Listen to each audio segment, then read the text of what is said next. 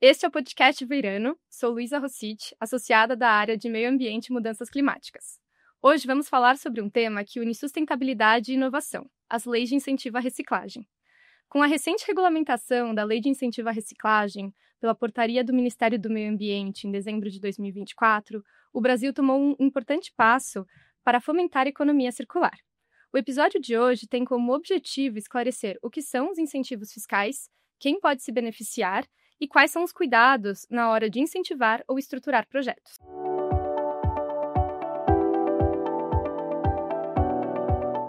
Para esse debate, a Fernanda Balieiro, associada da área de Direito Tributário, e eu temos o prazer de receber Diego Bartolo, cofundador e diretor de Vendas e Marketing da Incentive. Bem-vindo, Diego e Fernanda. Muito obrigada, bem-vindo, Diego, é um prazer recebê-lo aqui conosco. Olá, obrigado pelo convite. Bom, inicialmente, entendo que é importante a gente entender o conceito e a diferenciação das leis de incentivo. Então, Fernanda, você poderia explicar o que são as leis de incentivo de renúncia fiscal e como nós podemos diferenciá-las de outros benefícios fiscais, como a Lei do Bem ou mesmo o IPTU Verde? As leis de incentivo fiscal nada mais são do que legislações que o governo estabelece em que ele faz uma renúncia fiscal. Então, parte do imposto que seria pago para o governo é destinado para áreas de interesse social, como saúde, cultura, educação. E ela também tem no âmbito federal, estadual e municipal. Então, depende de regulamentação. A grande diferença para os outros benefícios fiscais que você mencionou é que nas leis de renúncia, a empresa ela não deixa de pagar tributo. Então, se ela tem que pagar, por exemplo, R$100, ela continua pagando R$100. Mas ao invés de destinar R$100 para o governo, ela destina R$50, R$5, depende do limite estabelecido em cada legislação, para esses projetos de interesse social. Legal. Diego, então, dado esse contexto apresentado pela Fernanda, a gente gostaria de entender qual é o papel da Incentive nesse ecossistema e qual é o foco do trabalho de vocês. Boa. Então, obrigado novamente pelo convite. Muito legal estar aqui podendo falar de lei de incentivo fiscal, que é uma coisa que a gente já faz há muito tempo. Primeiramente, a Incentive é uma plataforma de captação de recursos, focado, né, para captar recursos para projeto socioambiental no país todo. É uma plataforma que cabe qualquer tipo de investimento, que seja desde patrocínio até lei de incentivo fiscal, até doações também. Então, a Incentive foi criada para um grande gap no mercado, na verdade, que organizações sociais, ou como muitas pessoas costumam dizer, ONGs, né, ONGs, têm dificuldade extrema de captação de recursos para os projetos. E a gente entendendo esse gap, né, porque lá na antiguidade, né, a gente era uma produtora cultural, a gente tinha alguns projetos de cultura também, e vendo essa necessidade e uma própria dor que nós tínhamos de captação de recurso, a gente teve a ideia de transformar uma plataforma que a gente pudesse captar com várias empresas para muitos projetos. Então, surgiu essa ideia de transformar impostos em impacto, de fato, né? Então, no primeiro momento, a gente trabalhava só com lei de incentivo fiscal, né, para essa captação, e a gente expandiu, e hoje a gente capta também com verba de marketing, verba direta, né, para fazer ativações em projetos e também para doação direta para projetos socioambientais no país todo e em todas as leis, né? Como vocês já citaram, tanto em âmbito federal, como em âmbito estadual e municipal também.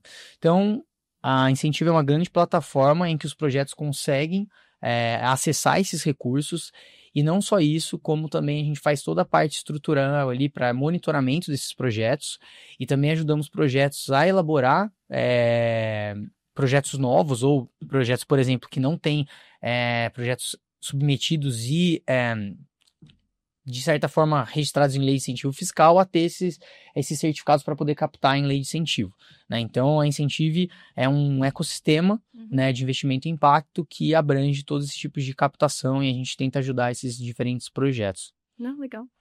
É bastante interessante, né? Porque você vê que dois campos completamente diferentes são beneficiados. De um lado tem as empresas de grande, médio porte, até pessoas físicas que às vezes não se sentem satisfeitas com o pagamento de tributo, não vê aquele resultado direto, então elas podem optar por destinar parte desse tributo para associações que elas confiam e que provavelmente vão ver um impacto mais imediato, né?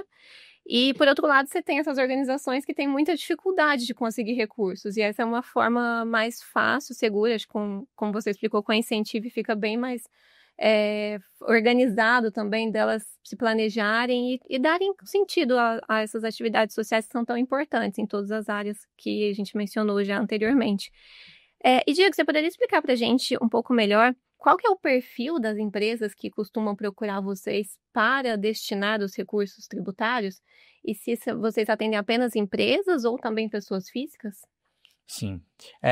Bom, isso é uma pergunta bem recorrente até, né? Porque o que acontece? De fato, a gente divide um pouco essa questão de B2B, né? Os incentivos para as empresas, do B2C, que são incentivos de pessoas físicas. Começando pelo segundo, que é mais incomum no Brasil, hoje, para você ter uma renúncia fiscal, né? Então, de fato, você não doar um dinheiro e sim você conseguir abater do seu imposto de renda, você tem que fazer o imposto completo. E a gente sabe que hoje um percentual pequeno das pessoas faz esse imposto completo, né?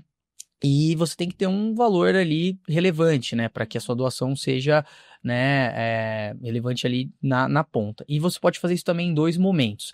O momento da declaração do imposto, né, onde que pode ser feito só para a lei do o fundo da criança e do adolescente e o fundo do idoso, até 6%, e você pode também fazer até dezembro do mesmo ano, não no ano seguinte, no ato da declaração. E também o mesmo 6%, só que aí nesse momento você pode aportar para outras leis, seja ela cultura, esporte, etc., que a gente vai falar um pouquinho mais no detalhe depois. Esse é um potencial bem grande, né? É um potencial hoje estimado em 9 bilhões de reais, mais ou menos. Só que ano passado foi utilizado aproximadamente uns 300 milhões. Então a gente tem um grande oceano azul ainda de pessoas físicas para poder fazer essa doação. Então ainda é muito tímido isso no mercado, né? Incentive, assim como outros players, tenta engajar mais as pessoas físicas, só que ainda é uma grande dificuldade por toda uma questão, né? Que o tributo ainda, essa renúncia fiscal é vista de forma um pouco assim, enfim, um pouco de medo até, né, do contribuinte, porque ele tem medo, né, de possivelmente cair numa malha fina ou fazer alguma coisa errada, né? Então ainda vamos dizer assim, que ainda é um pouco difícil, né, essa doação, mas é algo que a gente tem feito com mais força agora, e a gente está tentando cada vez mais engajar as pessoas físicas a doarem, né. Já nas pessoas jurídicas, né, o B2B, né, tradicional, são empresas normalmente de tamanho maior, né, porque você tem que estar dentro do lucro real, você tem que ter um valor a pagar ali relevante também para que esse valor seja destinado, né? Então, isso falando no âmbito federal, são empresas grandes, né? Então, hoje a gente tem grandes doadores como Vale, Petro, Banco do Brasil, Nubank, enfim, grandes empresas como essas que procuram mais para fazer esse tipo de doação. Muito embora nas leis estaduais e municipais o tamanho da receita da empresa não é tão relevante, porque você está contando com ICMS ou um IPTU, por exemplo, municipal ou até um ISS. Então, dentro dos direcionamentos tanto estaduais como municipais, a gente tem empresas de tamanhos mais variados, né? Porém, já quando a gente pensa nas leis federais, a gente tem empresas mais de média, grande porte, vamos dizer assim. Legal. Até vou entrar um pouco no aspecto de direito ambiental, né, da lei de incentivo à reciclagem mesmo. A gente sabe que a regulamentação da lei de incentivo à reciclagem, ela estabelece quem são as pessoas que podem propor projetos que serão incentivados, e eles limitam bastante, né? Então, a título de exemplo, eles mencionam que apenas microempresas, pequenas empresas, instituições de ensino ou mesmo empreendimentos de catadores de materiais recicláveis podem ser os proponentes desses projetos, e eles estabelecem, né? Essas normas, elas estabelecem também uma série de critérios, então, que o CNPJ tem que estar ativo por pelo menos 1 ano, dentre outros. E aí, considerando isso, né, e o fato de você ter mencionado essas empresas que os procuram, eu entendi que são mais os incentivadores que procuram vocês, ou também proponentes de projetos procuram vocês para, enfim, ter algum auxílio nesse sentido, ou mesmo entender quais são os critérios que eles têm que atender e como eles têm que estar em compliance com as normas. Perfeito. Na verdade, nós somos uma plataforma que faz esse matchmaking entre empresas e projetos, né? Então, hoje eu tenho muito mais projetos na plataforma do que empresas. Então, hoje nós temos aproximadamente 2.000 organizações sociais na plataforma, o que confere aproximadamente uns 6.000 projetos, né? E dentro da plataforma a gente tem aproximadamente umas 250 empresas, né, patrocinadoras, sendo que isso varia muito dependendo do ano, do resultado da empresa. Então, não necessariamente as 200 empresas todo ano, né, fazem aportes recorrentes, né? Então, depende muito do resultado operacional das próprias empresas. Mas os projetos procuram muito, porque a dor realmente é do projeto, né? O benefício é da empresa. Então, a empresa tem um benefício, ela tem a prerrogativa de querer e poder destinar, caso ela tenha, de fato, esse recurso, né, fiscal. Então, a gente tem muito mais projetos que nos buscam diariamente, né?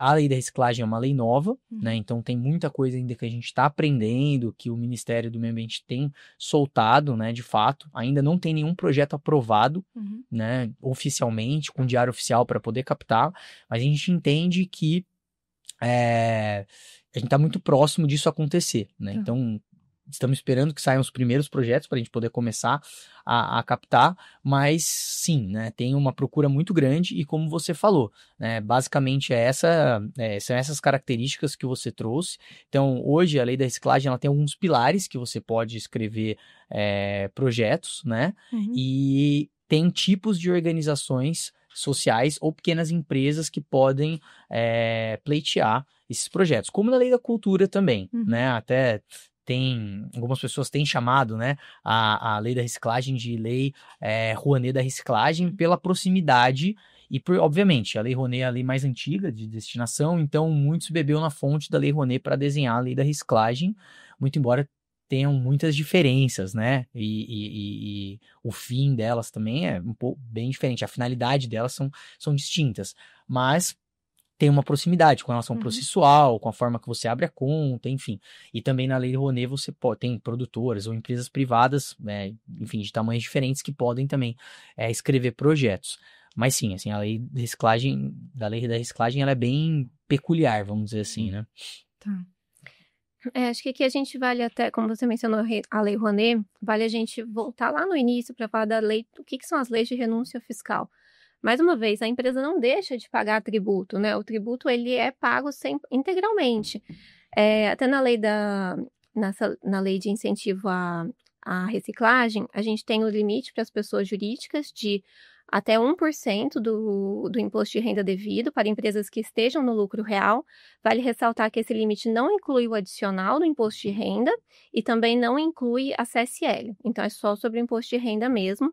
E esse limite ele é acumulado também com outros incentivos que a empresa faça, por exemplo, para esporte, para cultura, etc. Para pessoas físicas, esse limite é de 6%. Aí, como o Diego mencionou, precisa ter um pagamento relevante de imposto de renda para você conseguir fazer uma doação num valor mais expressivo, mas mesmo não tem um limite mínimo para você doar. Sim. Então, ainda que você tenha um recolhimento baixo, você pode fazer essa destinação. E entrando nesse gancho da Lei Rouanet, o que a gente vê as empresas com muito medo da destinação desse dinheiro e dos projetos não serem projetos sérios, ou de haver uma má destinação, uma má utilização desses recursos. Como que vocês auxiliam as empresas a terem essa segurança? Vocês fiscalizam esses projetos que são apresentados? Tem um acompanhamento? Também vale mencionar que todos esses projetos eles têm que ser previamente aprovados pelos órgãos específicos do governo ou do Estado. No caso da Lei Rouanet, pelo Ministério da Cultura. No caso da Lei de Reciclagem, pelo Ministério do Meio Ambiente. Mas vocês checam isso? Vocês checam o andamento dos projetos? Como que funciona, Diego? Legal. Bom, acho que tem alguns pontos, acho que é importante a gente tocar. Primeiro, antes de responder de fato a questão da transparência, né, e da segurança jurídica até, e contábil, que é muito importante para as empresas, gostaria só de fazer pontuar a questão dos percentuais das leis que são super importantes, né? No caso das leis federais, a gente está falando muito aqui da lei de incentivo à reciclagem, mas a gente tem algumas leis federais que são super importantes, né? Então, hoje, como que está o quadro das leis de incentivo federais? Então, a gente tem hoje o Fundo da Criança e do Adolescente, né? O Fundo da Pessoa Idosa, a Lei de Incentivo à Reciclagem, a Lei Federal de Cultura, a Lei do Esporte e Pronas e Pronon, né? Então, o que é isso, né? E quanto que cada uma pode ser destinada? Então, Pronas, na verdade, para pessoas com deficiência, Pronon é mais focado em oncologia E as outras leis, como eu já disse, fica mais didático, né? O próprio nome já diz do que ela se trata. Então, hoje, como um todo, a gente tem 10% que pode ser destinado. Então, a gente tem 2% para esporte, 4% para cultura, 1% para FIA, né, que é Fundo da Criança e Adolescente, 1% para Fundo da Pessoa Idosa, 1% para reciclagem, que, como você bem falou, compete com o esporte. Então, você pode fazer 1% da lei da reciclagem e aí só 1% de esporte. Se você usar 2% do esporte, você não pode usar 1% da lei da reciclagem e por aí. E Pronas e Pronon também 1%. Então, ao todo... Desculpa te interromper. Não, isso só para pessoas jurídicas, né? Eu acho que é importante. Pessoa jurídica, exatamente. Falando da pessoa jurídica, porque, como foi dito, a pessoa física pode usar até 6%, e aí, sem distinção, né, das leis. Perfeito. Para a pessoa jurídica, você tem o teto desses percentuais. Então, 10% é o total, mas você não pode escolher fazer 10% do seu total para cultura. Você tem esses tetos dentro desse potencial total da empresa, né? Então, fazendo aqui, por exemplo, um exemplo besta, né? Tenho 100 milhões, né, a pagar de imposto de renda, né? Então, desses 100 milhões, 10 milhões podem ser destinados para projetos, né, em leis de incentivo fiscal. Desses 10 milhões, 4 milhões para cultura, 2 milhões para esporte, podendo ser, dentro desses 2 milhões, 1 milhão para lei de incentivo à reciclagem, 1 milhão para Pronas e Pronon, 1 milhão para Fundo da Criança e Adolescente, Fundo da Pessoa Idosa. Então, a gente completaria esses 10%. Então, esse é um exemplo importante, só para que fique claro esse mapa de leis federais que a gente pode utilizar, sendo que as leis estaduais e municipais aí é diferente, depende do estado e do município, depende, enfim, das diferentes leis, né? Você tem um ICMS no Rio de Janeiro, que é um teto de lei, que é uma lógica, e você tem aqui, por exemplo, o ICMS em São Paulo, que é totalmente diferente. Então, aí caberia outra conversa, outro dia, para a gente falar no detalhe todas essas leis. Até do ICMS aqui em São Paulo, acho interessante mencionar que ele não você não desconta o ICMS que você vai pagar, né? Você tem direito a um crédito quando você incentiva esporte e cultura.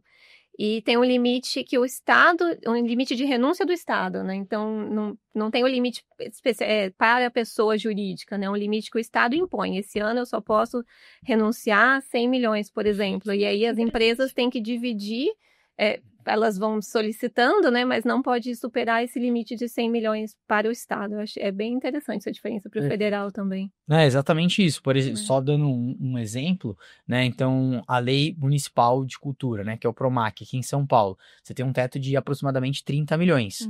Então, as empresas vão utilizando esse crédito, tem toda uma questão processual e de limites.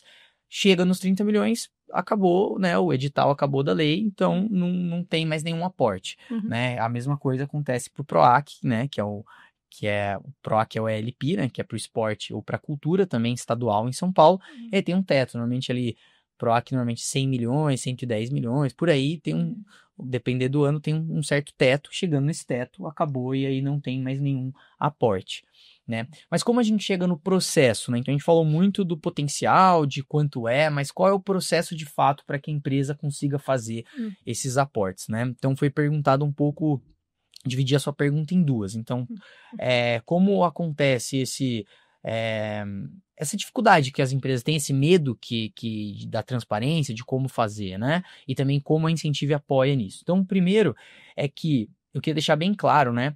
Que a prestação de contas, tanto no Ministério do Esporte como no Ministério da Cultura, é muito rígida, né? Então, tem-se falado muito, e existe uma briga política, obviamente, né, que toca muito a cultura, muito mais do que até o esporte. Até a gente viu agora que o esporte ele era uma lei que era sazonal e acabou de ser votado e agora virou uma lei perene mesmo. Então, sempre tinha um deadline para essa lei acabar, né, e agora foi votado, acho que semana passada, se eu não me engano, né, e aí eles acabaram que deixaram essa lei como perene, né?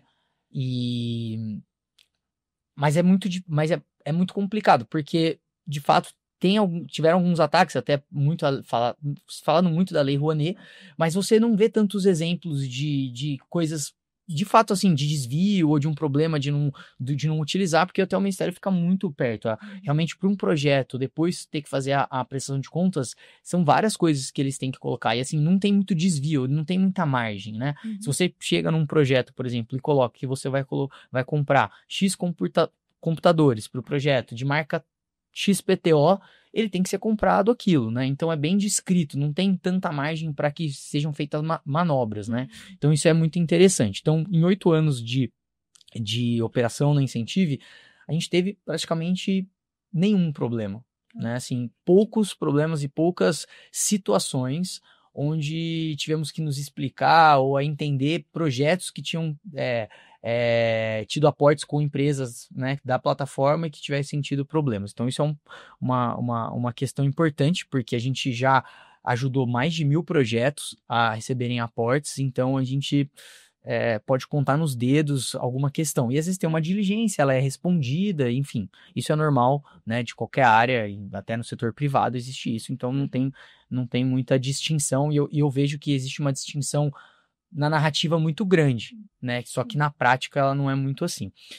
Na Incentive a gente tem todo um processo, né, para que o projeto ele seja ofertado ou entre algum portfólio de uma empresa, a gente tem todo um processo de compliance de mais de 14 steps, já feitos todos esses anos, né, e sempre, assim, validados com as empresas. Então, se a empresa precisa de algum outro check, a gente faz ou coloca, mas a gente já tem um processo muito bem estabelecido. Então, a gente checa todas as CNDs da pessoa física por trás do projeto e da organização social, porque sempre a organização social, né, ela ou a empresa, ela propõe um projeto, aí o projeto, né, que recebe o recurso, não a organização social. Então, isso é muito importante dizer que aqui, né, no Brasil, quem recebe o recurso não é a organização. Então, diferente de quando você vai e doa para uma organização social, as leis de incentivo, o projeto abre uma conta do Banco do Brasil e esse projeto recebe o recurso.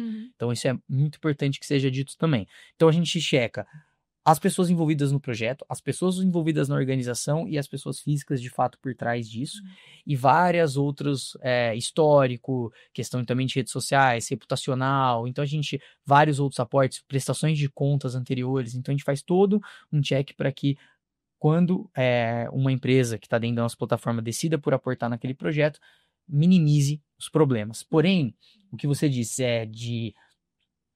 você comentou, mas vocês fazem a fiscalização? Não, o órgão fiscalizador realmente tem que ser o Ministério, né? O Ministério Público e os ministérios responsáveis, né? O que a gente tem é uma ferramenta de monitoramento para que os projetos vão colocando os resultados, né, e o andamento do projeto, para tanto dar mais visibilidade para o patrocinador, e a gente acredita muito que isso efetiva outros aportes futuros, como que para a sociedade também como um todo poder enxergar. Então a gente divulga, né? Então a gente tem um relatório anual também que a gente divulga tudo que a gente fez praticamente de resultados, e também todos os patrocinadores podem ter esses resultados. Porém, né, nem o patrocinador pode cobrar essa prestação de contas de fato. Ele pode pedir, obviamente, mas isso está a cargo do Ministério Público fazer essa fiscalização. Então a gente não faz auditoria.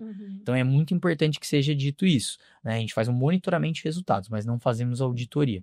Tá, legal. E aí, a gente, saindo um pouco dessa parte mais geral de direito tributário, propriamente dito, dos benefícios fiscais, indo um pouco para a parte específica de ambiental e da lei de incentivo à reciclagem. Você nos disse que ainda não existem projetos aprovados pelo Ministério do Meio Ambiente, muito embora a gente saiba que esses projetos, né, o objetivo da lei de incentivo à reciclagem é justamente promover a economia circular e tentar incentivar essas entidades dedicadas à reutilização, transformação ou mesmo reciclagem mesmo dos resíduos sólidos produzidos no Brasil. A minha dúvida é, a gente sabe que existem critérios, como você estava bem dizendo, e vocês fazem essa análise dos critérios para ver se os projetos estão de acordo com o que a legislação determina. Os projetos ainda são propostas, pelo que eu entendi, perante o Ministério do Meio Ambiente, isso porque ele ainda não aprovou nada, mas de que forma hoje as empresas ou pessoas físicas que queiram incentivar esses projetos podem atuar? Existe já algo mais ou menos... Assim, é possível vislumbrar um futuro de quando esses projetos vão poder ser incentivados de fato, ou não, vocês não conseguem dar esse prognóstico ainda? Não, assim, tem vários rumores, né, comentários, obviamente a gente trabalha muito próximo, né, dos ministérios, é muito legal que na lei de incentivo você pode fazer de fato essa checagem. Muita gente que não conhece acha muito assim, que as secretarias, os ministérios estão muito longe, né, e você não pode, enfim, fazer uma pergunta ou ligar. De fato existe isso, é uma troca bem legal, a gente tem uma troca bem legal, né, com a Secretaria de Cultura e com o Ministério também. Você faz perguntas, eles te respondem, e agora estão sendo muito responsivos, isso melhorou demais, né, a velocidade das respostas melhorou, assim, muito, né, e a gente tem escutado que está muito próximo de sair, porque já faz tempo, né, pelo que a gente entendeu, teve uma questão ali que foi já vencida, que é o acordo entre Ministério e a abertura de contas automática, que acontece no Banco do Brasil, então isso levou um tempo maior do que se esperava. Isso, quando você tem a sua licença para poder captar, a sua conta é aberta automática, abre-se uma conta de captação e uma conta de movimento, né? Então aí normalmente o aporte entra nessa conta captação, e depois, quando você tem a liberação do projeto aprovado, ou você capta o mínimo legal, você pode começar a movimentar a conta, né? Isso é só uma parte técnica, mas isso foi já vencido. Então, existem propostas lá no Ministério sendo checadas. Obviamente, é o primeiro ano que o MMA está fazendo isso, né? O Ministério do Meio Ambiente está conferindo isso, está fazendo toda essa análise, coisa que já acontece há muito tempo, né? No Ministério do Esporte, na Cultura, etc. Então, é uma curva de aprendizado, né? Então, por isso que tá um pouco mais moroso do que nós pensávamos, mas assim, tá em vias de sair. Acredito muito, né? Espero que saia enfim, nos próximos dias, né? Então, assim, quem quer aportar, né? Uma pessoa que seja envolvida mais com a questão ambiental, na pessoa física, que queira aportar, realmente vai ter que esperar, até porque muito difícil as pessoas físicas fazerem agora, né? Vão deixar mais pro final do ano, quando entende mais ou menos quanto que seria, né, ali mais ou menos o imposto, né? Tem alguns simuladores no mercado que dá para você fazer algumas simulações para ver quanto você poderia de fato aportar, né? E as pessoas jurídicas também, porque é importante dizer, né? A gente tem uma grande você tem dois modelos aqui no Brasil, né? Então, as empresas que fazem as apurações trimestrais, né, e as anuais, né? Então, quando você faz a apuração trimestral, você tem até o último dia útil do trimestre para poder fazer o aporte. Então, você tem 4 janelas de aporte no ano, né? Então, assim, todos os trimestres que já foram e os não tendo projetos, perdeu-se esse potencial, mas obviamente que provavelmente as empresas aportaram no esporte, né? E anual, você tem até o último dia útil do ano para poder fazer esse aporte. Então, as empresas que fazem no modelo anual normalmente esperam até o final do ano. Então, e a maioria, enfim, são poucas empresas que fazem trimestral. Então, dessa forma, grande potencial ainda está por vir. Então, a gente entende que, sendo aprovado nos próximos dias, semanas, ainda vai ter um bom resultado ainda para esse ano, né? Ah, legal. Eu tenho uma pergunta conexa a isso que a gente está falando, mas eu quero só fazer um parênteses para explicar para as pessoas que estão ouvindo que essas propostas de incentivo à reciclagem, elas não podem ser utilizadas, né? Os projetos não podem ser feitos ou elaborados visando o cumprimento de metas anuais estabelecidas pela Política Nacional de Resíduos Sólidos, ou as metas de logística reversa, ou mesmo a comercialização de créditos de reciclagem. Então, o que a lei permite é que esses projetos demonstrem uma adicionalidade para as obrigações relacionadas ao cumprimento de metas de logística reversa. E assim, eu não vou entrar muito no detalhe mais aqui nos projetos, uma vez que, como a gente já falou, eles ainda estão sendo analisados. A minha próxima dúvida, então, já que a gente ainda não consegue fazer um aporte relacionado à reciclagem propriamente dita, é possível abordar essa temática ambiental através de outras leis de incentivo de uma forma transversal?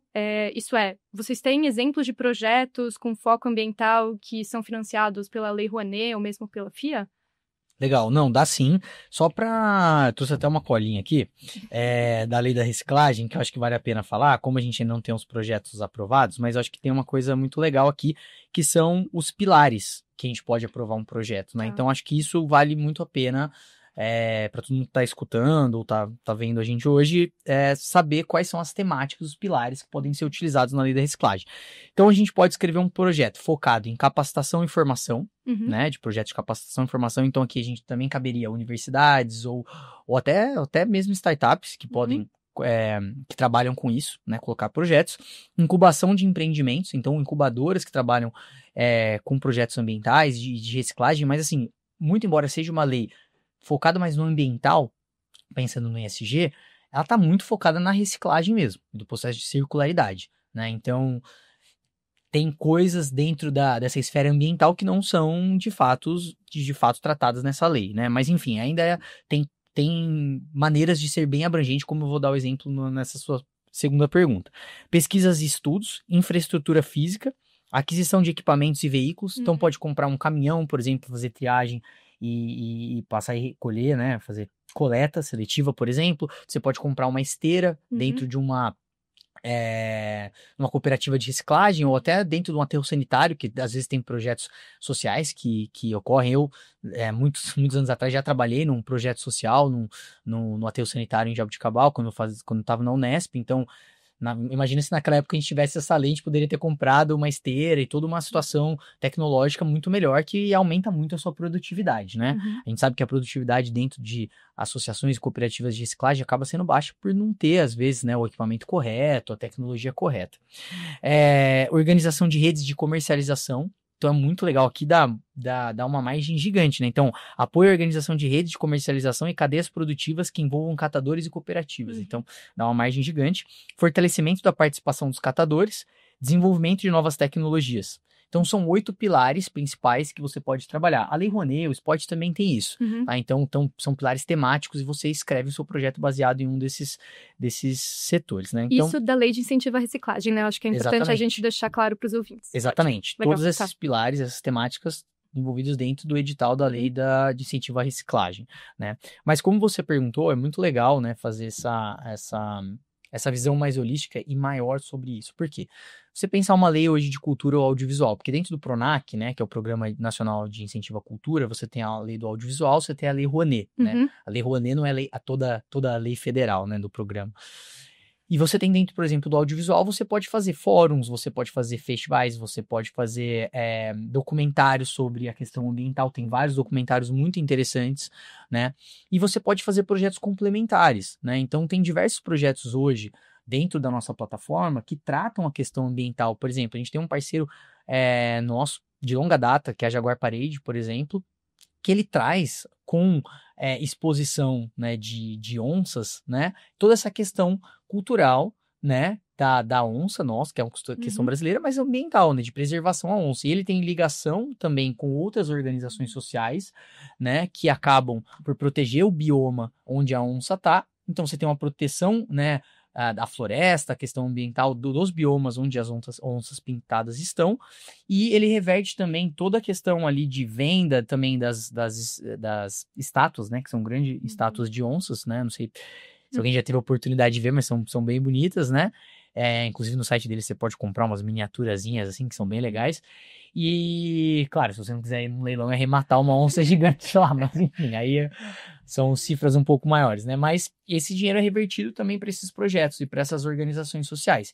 Então, eles fizeram uma forma muito inteligente de cadastrar um projeto na Lei Federal de Cultura, trazer toda essa questão cultural, né? Mexer no espaço físico e geográfico é muito interessante quando você traz, por exemplo, o Leblon, uma baita estátua de uma onça pintada, e ainda conseguir reverter para essa questão de segurança ambiental desses biomas onde as onças pintadas estão e preservando elas, né? Então é muito interessante fazer isso.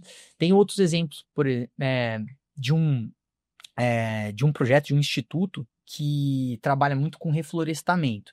Mas beleza, você pega um bioma, a gente está fazendo um projeto aqui no Pico do Jaraguá, né? Então no Pico do Jaraguá, em São Paulo, para quem não sabe, tem povos originários ali, né? Então tem algumas aldeias indígenas dentro ali do Pico do Jaraguá, você está entrando em São Paulo, né? E tem ali ainda uma área de preservação. Então a gente está fazendo todo um reflorestamento dessa área. Mas o que você vai fazer depois? E as pessoas que estão ali dentro? Você reflorestou, mas como que você conserva essa floresta em pé? Você tem que criar condições para que os povos que estão ali, que são os defensores, eles costumam chamar de guardiões da floresta, para que eles mantenham a floresta em pé. Então você pode fazer, por exemplo, com as crianças, você pode ter um projeto no fundo da criança e do adolescente que trabalha essas crianças ali. Ou você pode ter um projeto de esporte, né, para levar o esporte, Nossa, captar recurso e ter um esporte acontecendo ali, ou propriamente a cultura, né? Por que não? Ter um projeto de cultura que capta e mantém a cultura indígena, a cultura dos povos originários daquela região. Então é bem interessante como você pode fazer esse cruzamento, né, de ideias em outras leis, mas com preservação ambiental, né? Assim, a gente poderia ficar falando o dia inteiro aqui de exemplos como esse, mas assim, tem alguns exemplos que são bem relevantes, né? E também vários eventos, né? De impacto que você tem discussão como fóruns ou até mesmo festivais que tratam muito essa temática, né? Bem legal. E até, Fê, não sei se você tem algum comentário, mas caminhando um pouco para o final agora do nosso podcast, eu queria ouvir de você, Diego, o que vocês também veem de projetos relacionados à questão de mudanças climáticas. Isso porque a gente sabe que é um tema super em voga, urgente. A gente vai sediar a Conferência das Partes, né, a COP30, em Belém esse ano, em novembro de 2025. E a gente tem visto também as cartas da presidência da COP que trazem a necessidade de se implementar medidas de mitigação e de adaptação climática. Então, a minha dúvida é como as leis de incentivo elas podem fomentar ou ser uma estratégia, né, uma ferramenta estratégica para que as empresas apoiem esses projetos que respondam a crises climáticas, ou se vocês têm exemplos de projetos na Incentive que tratam do assunto. Legal. Assim, de novo, né, não tem nenhuma lei de incentivo fiscal de destinação, como foi muito bem explicado no começo aqui da nossa conversa, que trata de fato a questão climática, né? Então tem outros apoios, né, de fundos, enfim, diversas outras formas de recursos para isso e projetos, mas nenhum direto que nós trabalhamos na Incentive ou que eu conheço, assim, como uma lei de incentivo.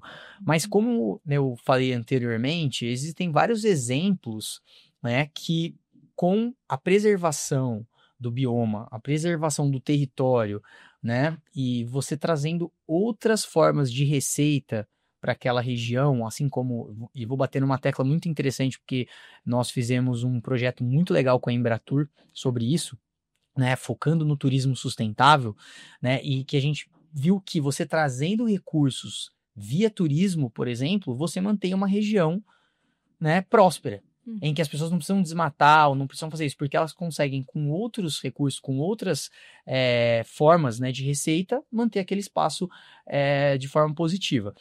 O que eu poderia citar aqui de exemplos, né? A gente tem um museu muito interessante em Santarém, né, que vai estar muito perto. Inclusive, a gente está fazendo algumas ações bem legais de levar algumas delegações ali, pré-COP, né, que é o MUCA, que é o Museu das Ciências Amazônicas. Ele está numa região ali que era a terra do Ford, era Fordland, né? Então, é uma terra originária que chama Terra Preta, que é de povos originários, que é muito fértil. Então, o que eles fizeram? Eles utilizaram muito inteligentemente de um sistema de governança, que é um museu, né, com um plano anual. Então, esse museu confere uma governança para que ele possa receber recursos e manter aquele espaço com uma forma de preservação. Então, ele é uma forma de preservação natural e tombada, e também ele conseguiu fazer com que esse museu virasse um lugar de biossegurança e biodiversidade. Então, junto com o museu, eles têm diversos pesquisadores locais da floresta e de várias outras coisas, e ao lado do museu também eles têm algumas fábricas e indústrias de produtos da própria Amazônia. Então eles têm fábrica de espirulina, de açaí e de outras diversas produtos amazônicos que conferem também receita e diversidade para o local. Então é muito interessante como isso, que é um projeto de cultura, que vem da lei de cultura, que é a criação de um museu, um plano anual para o museu, consiga trazer pesquisas, né? Porque dentro de um museu você tem diversos tipos de pesquisas ali, né? E é muito interessante, porque você tem todo também uma questão educacional, porque acaba sendo um lugar onde você ensina, né, as crianças ali e tudo mais, e acaba também qualificando uma mão de obra local, né? Então aquele espaço acabou que você deixa as pessoas ali, né, você cuida daquele espaço, e aí você também combate desmatamento, uma série de coisas, né? Esse eu acho que é o paralelo que eu consigo traçar dentro da sua pergunta, mas realmente não tem algo de fato para as mudanças climáticas, enfim. Tá, eu até pensei se existia algum tipo de investimento para resolver questões relacionadas, por exemplo, o que aconteceu no Rio Grande do Sul, né, das enchentes. Se existia algum tipo de incentivo ou de projeto que pôde ser utilizado para auxiliar a reconstrução do estado. Mas, legal, assim, acho que é algo que talvez exista mais futuramente. Fica a ideia também para os ouvintes, quem sabe alguém não... Não, mas é muito legal, mas é legal isso que você comentou, muito rapidinho, a gente começou a notar essa captação por causas, né, lá atrás, principalmente na Covid. Então, quando teve o episódio da Covid, existem muitos projetos, né, e organizações sociais, elas estão na ponta, onde de fato a sociedade civil não chega muitas vezes e o Estado, né, o governo não chega, né, então, e por isso mesmo que elas foram criadas, as organizações sociais, né. Então, o que acontece? Na Covid a gente percebeu isso, a gente fez uma grande captação para projetos que combatiam ali na ponta.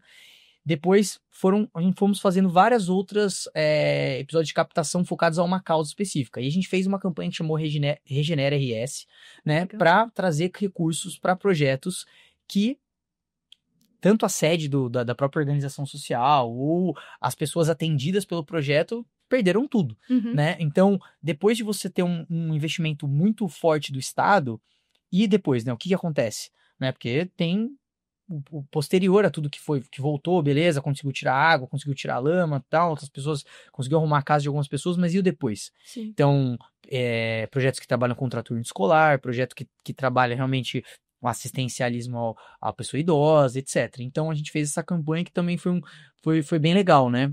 Que foi o que a gente chamou de Regenera RS, mas a gente vem tentando criativamente, assim, até fazer uma inovação na forma de captar para que enfim, conseguisse dar um destino para esse tipo de situação mesmo, né? Ah, bem legal. Bom, gente, a gente está chegando ao fim do nosso podcast, então, para encerrar, eu queria pedir para Fernanda e para o Diego passarem as mensagens finais deles, ou que vocês gostariam de deixar para os nossos ouvintes.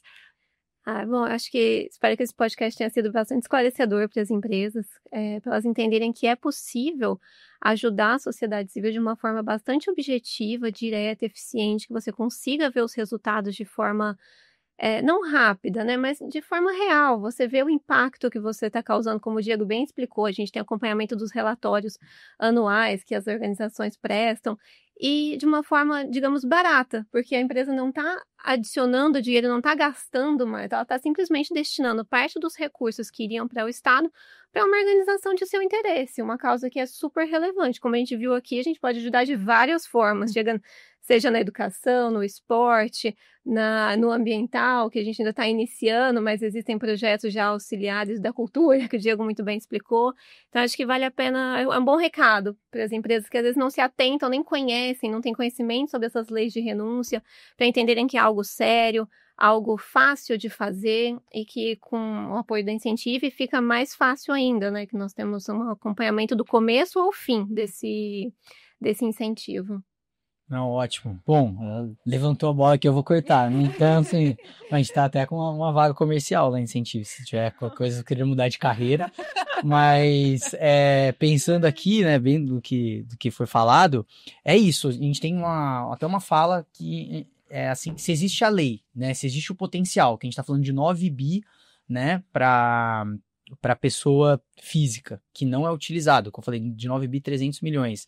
E aí a gente tem mais ali um potencial gigante, né, no B2B também, né, que passa dessa cifra também. E a gente tem hoje que mais ou menos é utilizado muito menos que isso, né, pelas empresas. E se existe a lei, né, se existem projetos incríveis, por que essa conta não fecha, né? Porque tem tantos projetos ainda sem captar? Por que as empresas estão deixando tanto dinheiro na mesa, né? Porque, de fato, existe uma preocupação e uma falta de conhecimento, né, sobre isso. Mas como a gente falou aqui nesse tempo, existe um processo muito seguro, muito claro, né, em que a empresa consegue ver todos os documentos, fazer o aporte com muita segurança, grandes empresas fazem, né, então, assim, não é algo de as preocupar, senão a gente não tinha uma Petro fazendo, uma Vale fazendo, Banco do Brasil, Caixa, Nubank, XP, enfim, diversas outras grandes empresas, né, Google, que tem um compliance super complicado. Então, fica aqui o convite para as pessoas físicas que ainda não fazem, tem esse tipo de declaração, né, completa, que ou antes procurem para fazer um projeto legal, um projeto do bairro, um projeto, enfim, que conheça, legal. A gente tem desde o ZESP aqui em São Paulo, né, que recebe isso, né, Pinacotec, enfim, como projetos menores, né, às vezes até do seu bairro, né, como empresas que ainda não fazem, de fato, né? Não sabem, desconhecem ou têm medo.